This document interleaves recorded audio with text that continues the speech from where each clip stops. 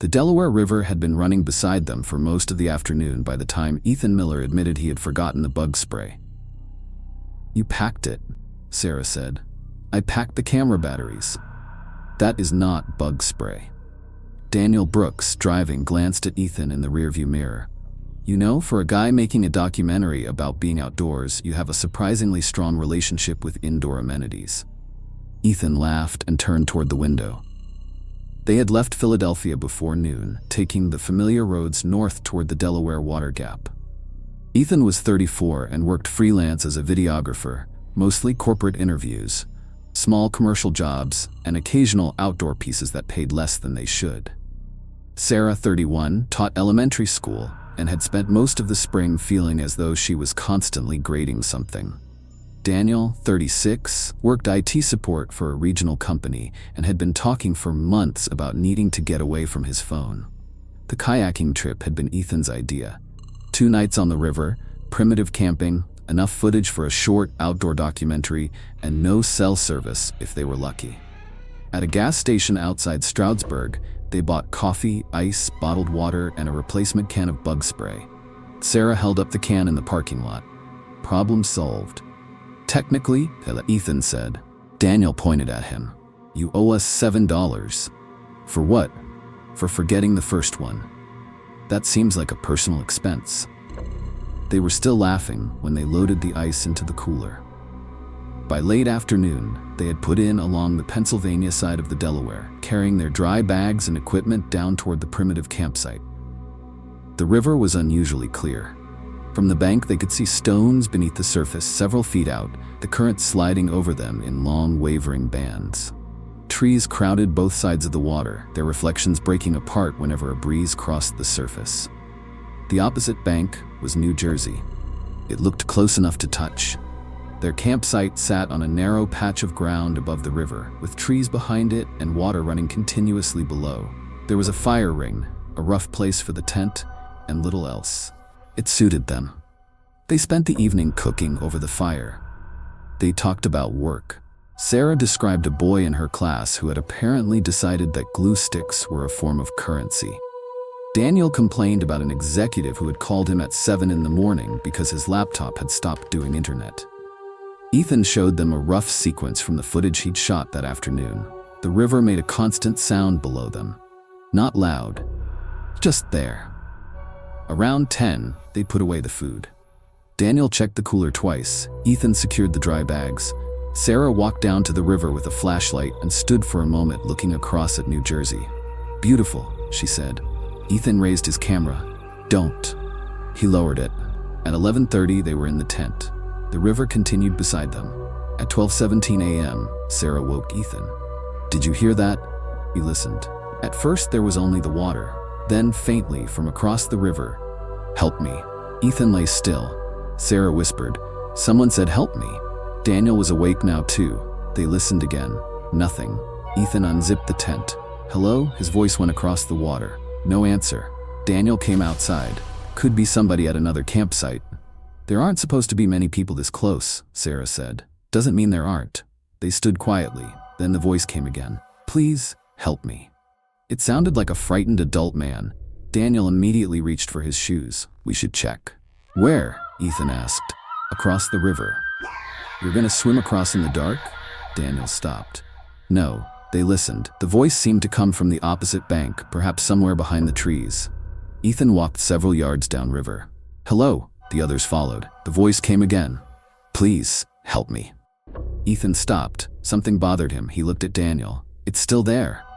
"What?" "The distance." Daniel frowned. Ethan pointed across the river. "We moved. The wind changed. The river's making more noise down here, but it still sounds like it's coming from exactly the same place." Daniel listened. "Could be an echo." "Could be." Sarah hugged her arms against the night air. "Could be somebody hiding." That possibility ended the discussion for the moment. They returned to the tent. No one slept well. At approximately 2 in the morning, they heard movement outside, a heavy rustling, then a low metallic knock. Ethan froze. Something was walking around the campsite. The sound came again, clunk. Sarah whispered, "What is that?" Daniel's voice was barely audible. "Bear." They stayed inside. A shape moved past the tent wall. The bear sniffed around the campsite, circling slowly. It stopped near the food storage. Something fell over. Clatter. The animal moved again. Ethan could hear its breathing through the fabric. Nobody spoke. Nobody moved. The river continued below them. Then, from somewhere beyond the tent, "Please help me." Sarah covered her mouth. The voice sounded closer. Much closer. Ethan slowly reached for his phone. He started recording. The bear remained outside. For almost a minute, nobody breathed normally. Then the animal moved away. They waited another 20 minutes before Daniel whispered that he thought it was gone. They did not leave the tent. At dawn, they found the campsite in disarray. One food container had been knocked over. There were broad, muddy impressions near it and smaller tracks leading toward the trees. They also found something else. Near the riverbank, partly obscured by damp leaves, was a single human shoe print. It pointed toward the water. There was no second print close enough to make sense of it. They packed quietly. Ethan checked his phone. The recording was only 43 seconds long. The voice was unmistakable. "Please help me." They debated calling the authorities immediately. Daniel wanted to. Sarah thought they should first ask at the next access point whether anyone had been camping nearby. Ethan called anyway. A ranger took their information and asked several questions: where they were camped, what time they'd heard the voice, whether they had seen anyone, whether the voice had sounded injured, whether they had crossed the river. They had not. The ranger told them there was no missing person report matching the description. By late morning, they were packing their kayaks. They never made the second night. The police became involved later that day after another camper downstream reported finding an abandoned backpack near the river. Officers searched the area. They spoke with Ethan, Sarah, and Daniel separately. They checked the riverbank and surrounding trails. The backpack contained ordinary camping equipment and personal items, but nothing immediately established who had left it there. There was no confirmed connection between the backpack and the voice. Investigators considered several possibilities. Someone could have been injured or intoxicated and moved away before help arrived. Someone could have been hiding along the riverbank. Someone could have deliberately tried to lure campers out of their tents. The sound might have belonged to another camper altogether. And the river itself was capable of carrying voices strangely, particularly at night when the surrounding woods were quiet. Ethan gave investigators the recording. The audio contained 43 seconds of river noise, insects, movement from the tent, and the man's voice. "Please help me." The recording was examined by people familiar with the area. One believed the voice had probably originated from the opposite bank. Another thought the acoustic conditions made that conclusion unreliable and suggested it might have come from somewhere much closer. No one could determine the direction with confidence. Ethan eventually finished the documentary without the incident. He never included the recording. Months later, he still kept the original file on his phone. The metadata showed the date and time. The voice was there. What it did not show was where the man had been standing when he spoke, why he had called for help twice, or whether he had ever been in the campsite area at all. The investigation never resulted in a confirmed identification of the person heard that night. Mark Reynolds' SUV had started making a noise somewhere around Idaho Falls. It was not a serious noise, at least according to Mark. It was a maintenance noise. Jake Turner disagreed. "That is the noise a car makes when it wants to become a Subaru." Mark kept both hands on the steering wheel. It passed inspection. When? Last year. Jake looked at Olivia Chen. Exactly. They were parked at a trailhead access area near the Snake River in Grand Teton National Park, and Mark had the hood of his aging SUV raised while he stared at the engine as though the problem might reveal itself out of embarrassment. Mark was 42, a high school history teacher from Boise. He had recently taken a sabbatical from teaching, something he described as a chance to remember what weekends are supposed to feel like. Jake, 29, was a paramedic from Salt Lake City. Olivia, 27, worked as a freelance photographer in Denver. They had been friends for years. The plan was simple: spend a long weekend camping, photograph wildlife during the day, photograph the night sky after dark, and avoid talking about work. Jake made sandwiches on the hood of the SUV. Olivia sat on a folding chair checking camera batteries one by one. Mark finally lowered the hood. "I think we're fine." Jake handed him a sandwich. "You said that about your transmission." "The transmission was fine." "You sold that car." "Because it was old, like this one." Mark pointed at him. "Don't start." A few minutes later, a park ranger stopped by to speak with them. She reminded them about food storage and the presence of black and grizzly bears in the area. "Keep everything scented in the bear-resistant container," she said. "Food, trash, toothpaste, anything with an odor." Jake held up his sandwich. "What about this?" "Especially that." They laughed. Before leaving, the ranger asked where they planned to camp. Mark showed her the area on a map. "Near the river, but not right on the bank." "That's fine," she said. "Just remember the river corridor is wildlife habitat. Give animals plenty of room." They promised they would. As they packed, Olivia asked who snored the loudest. Mark blamed Jake. Jake blamed Mark. Olivia said she had recorded both of them on a previous trip and would release the evidence if necessary. By late afternoon, they had reached their campsite. It was a flat, wooded area not far from the Snake River. The mountains were visible through breaks in the trees, but they were not climbing anything. The river moved steadily through the valley below, broad and cold-looking, with cottonwoods and lodgepole pines along its banks. The campsite felt isolated without feeling remote. There were other people somewhere in the larger area. They simply could not see them. Olivia spent most of the evening photographing the landscape. Near sunset, she noticed movement across an open stretch of ground. She raised her telephoto lens. A grizzly bear stood in the distance. It was far enough away that Mark needed binoculars to see it clearly. The bear moved slowly through the grass, stopping occasionally to sniff the ground. It showed no interest in them. Olivia took several photographs. Jake watched through the binoculars. "That's pretty incredible." Mark smiled. "That's probably the scariest thing we're going to see all weekend."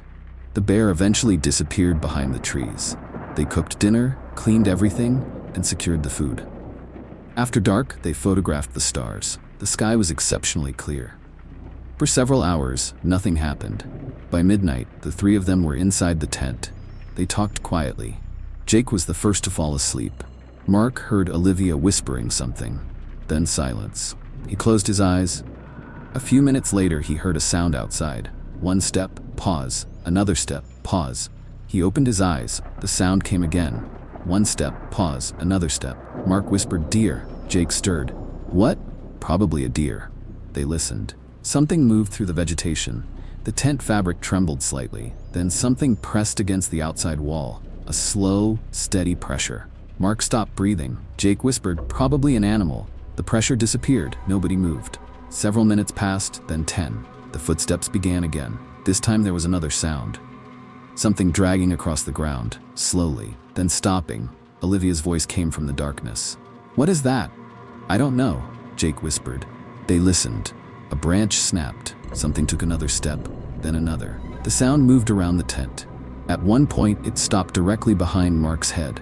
He could hear breathing, slow, heavy. Then came a smell, wet fur. Jake quietly reached for the flashlight, but did not turn it on. Something brushed against the tent fabric. The nylon moved inward. Olivia made a tiny sound. "Don't," Jake whispered. They remained still. The pressure disappeared. A few minutes later, something struck one of the tent poles. Not hard, just enough to make the fabric tremble. Outside, Olivia's camera tripod fell over. Clack. The three of them stared into the darkness. No one said anything. Something moved away. They waited. The river could be heard beyond the trees. Then came the faint sound of stones being shifted near the water. One stone, then another. Mark wondered whether the animal was feeding, or whether it was looking for something. Time became difficult to measure. At some point, Mark heard branches breaking farther away. Then silence, then breathing again. The footsteps returned, slow, careful.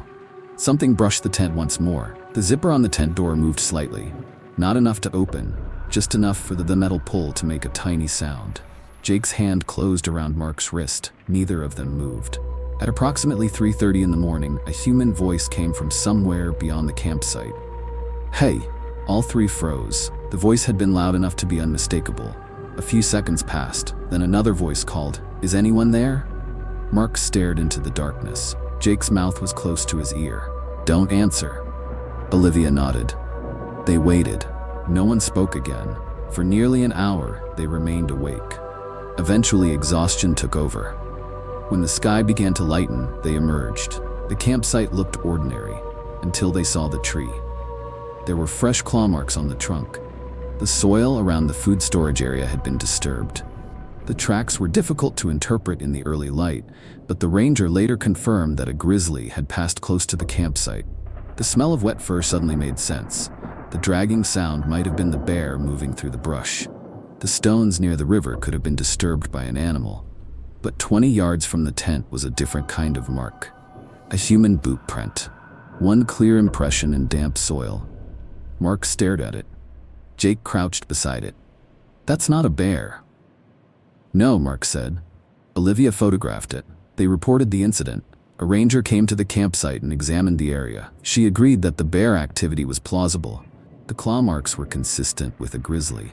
The disturbed soil was consistent with an animal investigating the food storage area. But the boot print was harder to explain. The ranger asked whether they had seen another camper. They had not. She asked about the voice. They described it exactly. "Hey, then, is anyone there?" The ranger wrote everything down. Later that morning, investigators learned that another camper had been staying several hundred yards away. That person had left the area before sunrise. He was interviewed. He denied calling out during the night. He also said he had heard animal activity, but had not approached the other campsite. There was no evidence to establish that he had been near Mark, Jake, and Olivia's tent. The three friends eventually left the area. For the rest of the drive home, they tried to explain what had happened. The bear explained some things, perhaps most of them, but not everything. Weeks later, Olivia reviewed the photographs from that evening. She was sorting them on her computer when she noticed something strange. One frame had been captured after midnight. She did not remember taking it. The image was dark and badly composed. It appeared to show the campsite from outside the tent. The tent occupied most of the frame. Trees surrounded it. The river was barely visible beyond them. There was no clear person anywhere in the photograph. But near the edge of the frame was a shadow. It had roughly the shape of a standing human figure. Olivia enlarged the image. Mark thought it was a tree. Jake thought it might be the bear. Olivia was not convinced of either explanation. She sent the photograph to the investigators. They examined it. The exposure was poor. The original camera position could not be established with certainty. The shape could have been a tree, an animal, a person, or an artifact caused by the camera and available light. No one could say. The photograph was never considered reliable enough to establish that another person was present. By the time Tyler Grant got the propane stove working, Megan had already started boiling water. "That's backwards," Tyler said. Megan looked over her shoulder. "You're the electrician? You tell me." "I work with electricity. Propane is a different department." Ryan Cooper laughed from the shoreline. "That's going on your resume."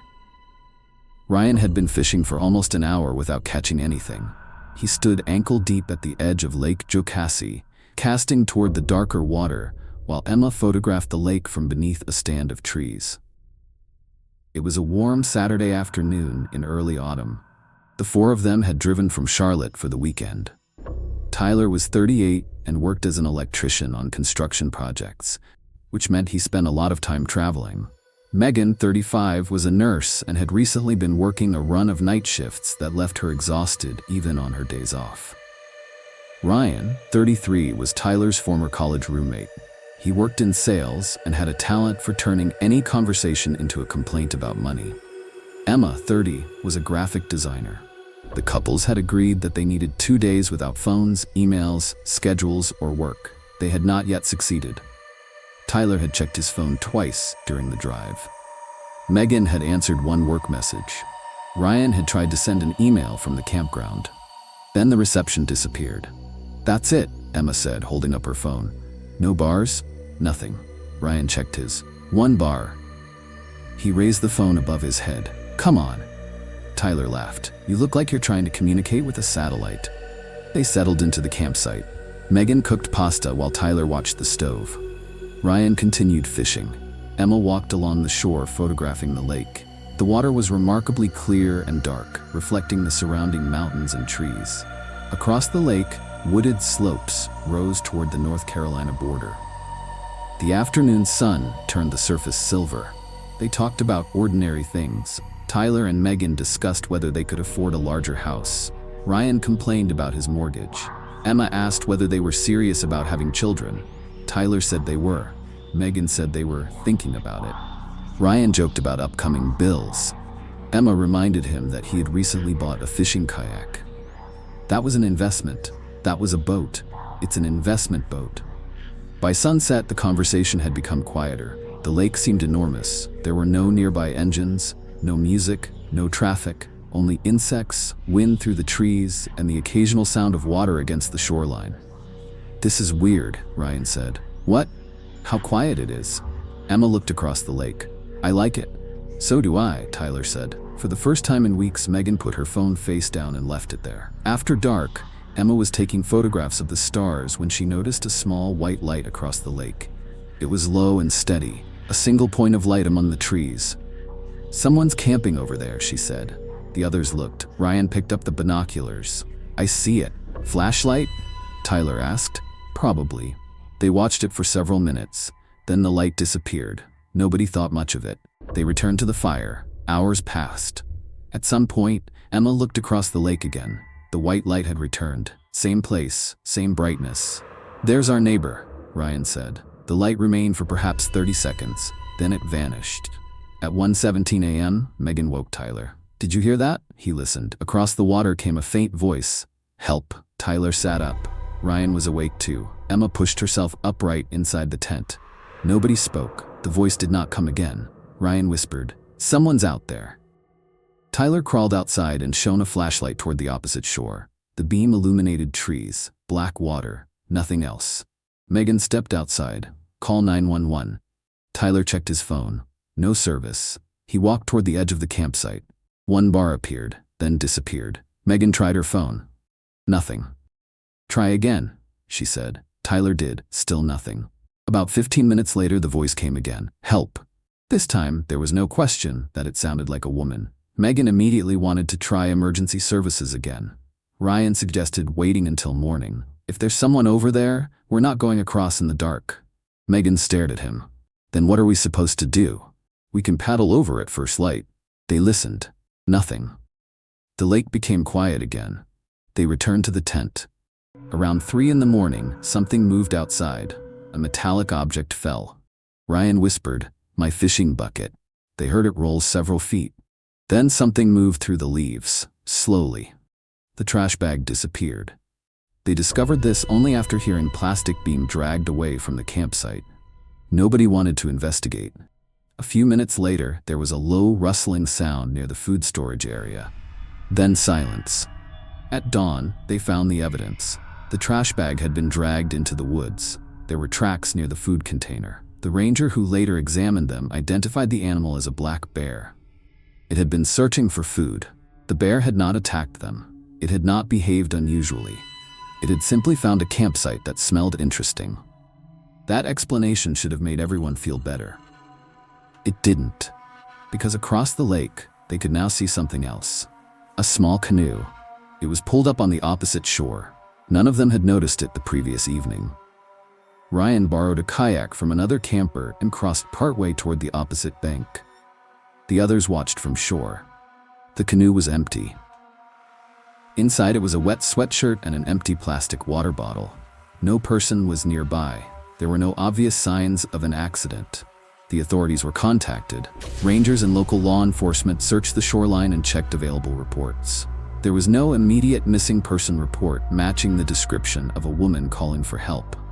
They asked other campers whether anyone had heard anything. Several had heard strange noises. Nobody had seen a person. The 4 friends left the lake later that day. They continued to talk about the incident during the drive home. The bear explained the activity around their campsite. The canoe suggested that someone had been on the opposite shore, but neither explained the voice. Several days later, a local news report mentioned that a fisherman had heard reports of someone shouting for help around Lake Jocassee, but had been unable to determine where the sound originated. The story received little attention. There was no missing person, no rescue, no confirmed emergency. Years later, Emma still had the photographs from that weekend. She had forgotten about one file. It was a video, approximately 40 minutes long. She had apparently left the camera recording while they slept. The image was mostly darkness. The lake was barely visible. Trees moved slightly in the foreground, and across the water, the same small white light appeared. It remained in the distance for several minutes. Then, near the end of the recording, something moved between the camera and the lake. A dark figure crossed the frame. It was visible for only a few seconds. Emma showed it to Tyler. He thought it was a person. Ryan thought it might have been an animal. Megan thought it could have been a tree branch moving close to the lens. The original video could not establish its distance from the camera, and there was no reliable way to determine its height, shape, or direction of movement. The photograph and recording were never considered reliable enough to establish that another person had been present at the campsite. Nathan Collins had spent most of the drive to Wales saying he was not going to think about work. He said it while checking his email at a service station. He said it again while standing outside the car with a paper cup of coffee. And once more when Peter Hayes caught him looking at a spreadsheet on his phone. "You're doing it again," Peter said. Nathan locked the screen. "I was just checking something." That's what people say immediately before ruining a weekend. Laura laughed from the passenger seat. "You've both been friends too long." Nathan was 40, an accountant from Birmingham. For months, he had been working late, sleeping badly, and answering messages that seemed to arrive at every hour of the day. Laura, 37, was a pharmacist and had been the person repeatedly telling him that burnout was not something he could solve by working harder. Peter, 41, worked as a police communications operator. He and Nathan had known each other since childhood. The three had planned the camping trip because Nathan needed to get away. No schedules, no office, no traffic, no phones if they could manage it. They found a campsite near the River Wye, surrounded by wet grass and low hills. The river was clear enough in places to see stones beneath the surface. Sheep moved across distant fields. Old stone bridges crossed the water farther downstream, connecting small villages where pubs and cottages stood close together. The hiking paths were muddy from recent rain. It was peaceful, almost excessively so. They spent the afternoon walking beside the river. At one point, Laura noticed another camper. He was about 100 meters away, setting up a small green tent. He appeared to be a middle-aged man camping alone. As they passed, Nathan raised a hand. "Afternoon." The man looked over. "Afternoon." That was all. Nothing about the encounter seemed unusual. They continued walking. Later, they saw him sitting beside his tent. A small campfire burned in front of him. Peter watched for a moment. "That's a proper old-school campsite," Nathan smiled. "Unlike ours?" "Exactly." They ate dinner at the campsite and later walked to a nearby pub. The conversation was ordinary. Bills, work, Nathan's plans for his sabbatical, Laura's next shift, Peter's complaints about people who called emergency services because they could not find their television remote. They returned after dark. The river sounded different at night.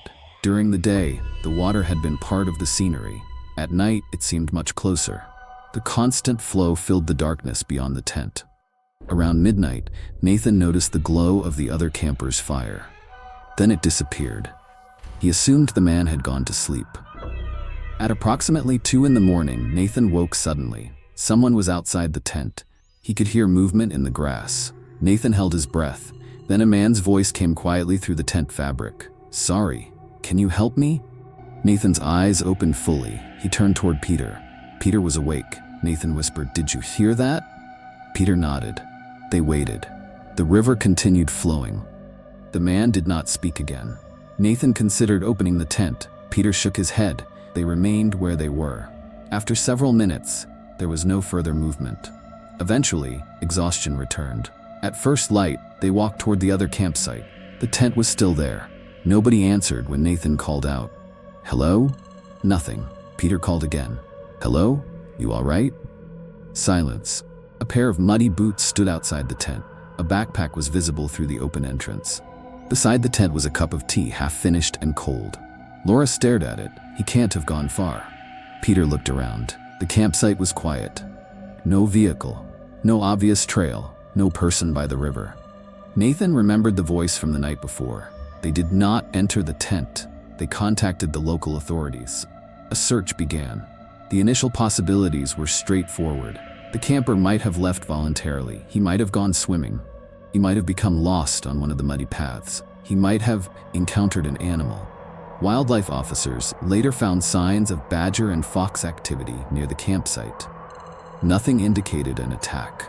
Nothing explained a human voice. A woman from a nearby property told investigators that she had heard a man shouting during the night. Another witness said they had seen someone walking along the riverbank. The two accounts did not agree on the time. One placed the incident shortly after midnight. The other believed it was closer to 3 in the morning. Search teams checked the river, surrounding paths, fields, and nearby roads. For several days, there was no sign of the missing camper. Then he was found several miles away. He was alive, uninjured. When questioned, he said he had left his campsite before midnight. He said he had gone for a walk. He denied speaking to Nathan. He denied asking anyone for help. Nathan was certain about what he had heard. Peter was less certain about the direction, but agreed that the voice had sounded human. The investigators asked the camper why his tent and belongings had remained at the site. He did not give a clear explanation. He eventually said he had intended to return. That was all. The case was never treated as evidence of anything extraordinary. There was no confirmed crime, no confirmed assault, no explanation for the abandoned campsite. The matter might have ended there, except for the photograph. As part of the investigation, police had photographed the campsite before everything was removed. Months later, while reviewing the evidence, an investigator noticed something near the tent. There were muddy footprints. The missing camper's boots had left one set. A second set appeared beside the tent. The prints were incomplete. Some had been disturbed by rain. Others overlapped with older impressions. Investigators could not determine with certainty who had made them. They could not conclusively attribute the second set to the missing camper. They also could not establish that the prints had been made on the night Nathan heard the voice. The photograph remained in the case file. There was no final explanation. The camper had been found alive. The river had continued flowing. The village had gone on with its ordinary business. And the question that remained was not whether Nathan had heard a voice. He knew he had. It was whether the man who spoke to him that night had been the man whose tent stood 100 meters away, or someone else who had never been identified. David Harper checked the car doors for the 3rd time. "They're locked," Rachel said. "I know. You just checked them." "I know." Ben looked up from his phone. "Dad, if someone steals the car, I promise we'll know." Nicole laughed from the back seat. David looked at them through the rearview mirror. "I'm responsible for the car." "You're emotionally responsible for the car," Ben said. They stopped at a grocery store before heading into Olympic National Park. David bought charcoal even though they planned to cook over a campfire. Rachel added vegetables. Ben bought 2 bags of chips. Nicole quietly put marshmallows into the cart. David looked at the firewood stacked near the entrance. "We need more." "We have firewood," Rachel said. "We have 1 bundle. We're there for 2 nights." "Exactly," Ben sighed. "You've been waiting your whole life to become a campground dad." David bought another bundle. They discovered the lighter was still at home 15 minutes later. Rachel stared at her husband. "You packed the stove." "Yes." "You packed the lantern." "Yes." "You packed 3 flashlights." "Yes." "And no lighter." David looked at the dashboard. "That's a design flaw." By the time they reached Lake Crescent, everyone had stopped arguing. The lake was beautiful. Deep blue water stretched between steep forested slopes. Douglas firs and western hemlocks crowded the shoreline, their reflections almost perfectly still in sheltered areas. The Olympic Mountains rose beyond the lake, partly hidden by afternoon haze. They found their campsite and unloaded. Sleeping bags came out, food went into the cooler. David checked the car doors. Ben noticed. "Again?" "Habit." They laughed. That afternoon they walked toward the lake and took photographs. Rachel photographed Ben and Nicole near the water. Nicole took pictures of the mountains. David tried to get everyone into one photograph and complained that nobody stood still. For dinner, they made hamburgers. They talked about college tuition. Ben had another year ahead of him. David tried not to sound worried. Rachel asked about classes. Nicole talked about an apartment she was considering. For a while, they sounded like a family that had not been drifting apart. At sunset, Ben noticed movement across the far side of the campsite area. A black bear. It was well away from them. It moved slowly through the vegetation, paused and disappeared behind the trees. Nobody panicked. They watched until it was gone. A ranger stopped by later. She reminded them to keep food secured and never leave anything scented unattended. David listened carefully. That night, he checked the cooler twice. Nothing happened. They slept. The next morning, the cooler was 6 feet from where they had left it. Nobody admitted moving it. David examined the ground. There were faint marks in the dirt. Ben shrugged. Bear? Probably, David said. They secured everything again. Nobody thought much more about it. The second evening was almost as peaceful as the first. They cooked dinner. They walked along the shoreline. They watched the light disappear from the mountains. The forest became dark. By midnight, everyone was in the tent. At 12:40 a.m., Ben woke. Something was walking near the shoreline. He listened. Footsteps. Slow. Then nothing. He whispered to his father, "Dad." David woke. "What?" "Something's outside." David listened. The sound did not return. Probably an animal. At 1:15, Nicole woke Rachel. "Someone's crying." Rachel opened her eyes. "What?" "I heard a woman." They listened. Nothing. Nicole eventually closed her eyes again. Then the sound came. Faintly. From somewhere beyond the trees. "Please, somebody help me." Everyone was awake.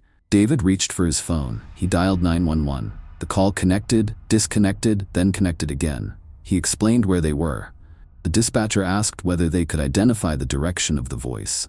David listened. No. The voice came again. This time it sounded closer. "Please, somebody help me." Rachel whispered, "That's not far away." David looked toward the tent entrance. Something large moved through the vegetation.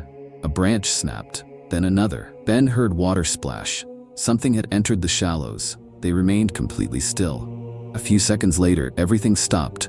No footsteps, no crying, only the lake. Then the voice came again, from somewhere behind them. "Please, somebody help me?" Ben stared at his father. That was the other side. David nodded. They began to wonder whether someone was deliberately moving around the campsite, but they also knew there was a bear in the area. Nobody wanted to leave the tent. They waited. Nothing else happened. At sunrise, they found tracks along the shoreline. Bear tracks, large enough that David immediately understood why the ranger had warned them. But there were human footprints too. One set led toward the water. Another appeared to come back toward the campsite. The problem was that the prints overlapped. Bear tracks had disturbed the soil. Human impressions were partially erased. Some footprints could not be separated from the rest. Rangers arrived later that morning. They examined the shoreline and asked detailed questions. Where had the voice come from? How long had it lasted? Had anyone seen a person? Had anyone left the tent? They had not. No injured woman was found. No missing person report matched the description. A nearby camper reported hearing the same cry. Another camper said it probably sounded like a loon, a fox, or a distant person whose voice had carried across the lake. The rangers did not dismiss the family's account. They simply could not establish what had produced the sound. The bear activity was considered normal. The cooler had almost certainly been investigated by the bear. The tracks near the water were inconclusive. The voice remained unidentified. Months later, David received a copy of the investigative report. The official conclusion listed wildlife activity, an unidentified human voice, and insufficient evidence to determine whether a person had been present. The family never camped together again. Ben kept the audio file. He had started recording on his phone sometime after his father called 911. Most of the recording contained wind and water. Then, after several seconds, the voice appeared. "Please." A pause. Then, "Don't let him find me." The recording ended. There was no second voice, no explanation, no evidence establishing who the woman was, whether there had actually been a woman at the lake, or whether the sound had come from something else entirely. The report remained open only in the sense that no definitive explanation had ever been established. The bear had been real. The tracks had been real. The recording was real. What connected them, if anything, was never determined.